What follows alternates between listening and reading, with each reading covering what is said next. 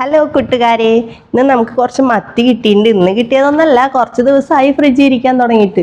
അപ്പം നമുക്കതൊന്ന് എടുത്ത് ഒരു കറി വെച്ച് നോക്കാം. വെള്ളം ചേർക്കാണ്ട് വെളിച്ചെണ്ണ ഒഴിച്ച് മാത്രം കറി വെച്ച് നോക്കിയാലോ എന്നൊരാലോചനയുണ്ട്. നമുക്കൊന്ന് ട്രൈ ചെയ്ത് നോക്കാം. അപ്പോൾ പഴയ ഒരു മൺചട്ടി ഇവിടെ ഇരിക്കുന്നുണ്ട്, അതെടുത്തിട്ടാണ് ഉണ്ടാക്കാൻ പോകുന്നത്. ആദ്യം മൺചട്ടി നന്നായിട്ടൊന്ന് കഴുകി വൃത്തിയാക്കി എടുക്കുക, കുറച്ച് പഴയതല്ലേ. എന്നിട്ട് മൺചട്ടിയിൽ കുറച്ച് വെളിച്ചെണ്ണ ചൂടാക്കിയിട്ട് അതിലേക്ക് ഇഞ്ചി, ചെറുള്ളി ഇതൊക്കെ ഇട്ട് നന്നായിട്ടൊന്ന് വഴറ്റാം.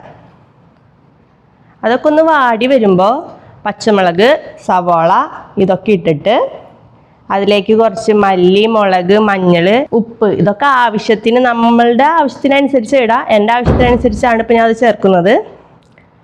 ഉപ്പൊക്കെ ആവശ്യത്തിന് നോക്കി ഇടണം.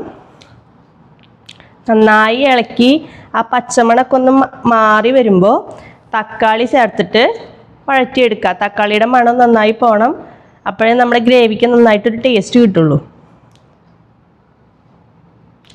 ഇതിലേക്ക് ഇനി നമ്മുടെ മത്തി നന്നായി കഴുകി വൃത്തിയാക്കി വരിഞ്ഞൊക്കെ വെച്ചിട്ടുണ്ട്, അതെടുത്ത് നമുക്ക് ഇതിലേക്ക് നിരത്തി കൊടുക്കാം. ഇനി നമുക്കൊന്ന് മൂടി വെച്ച് ഒരു 10 മിനിറ്റോളം ഒന്ന് ലോ ഫ്ലെയിമിലിട്ട് വേവിച്ചെടുക്കാം.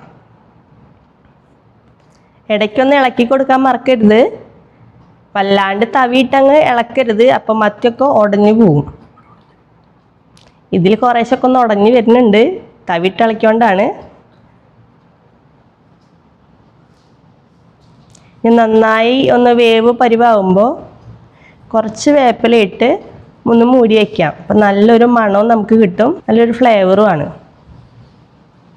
അപ്പം നമ്മുടെ മത്തിക്കറി റെഡി ആയിട്ടുണ്ട്. ഇനി നമുക്കൊന്ന് മണത്ത് നോക്കാം, നല്ല മണമുണ്ട്. ഇനി നമുക്ക് ചോറിട്ട് അതിലേക്ക് സെർവ് ചെയ്യാം. അപ്പം മത്തിക്കറി റെഡി ആയിട്ടുണ്ട്, ചോറ് റെഡി ആയിട്ടുണ്ട്. ഇനി നമുക്കൊന്ന് കഴിച്ച് നോക്കാം.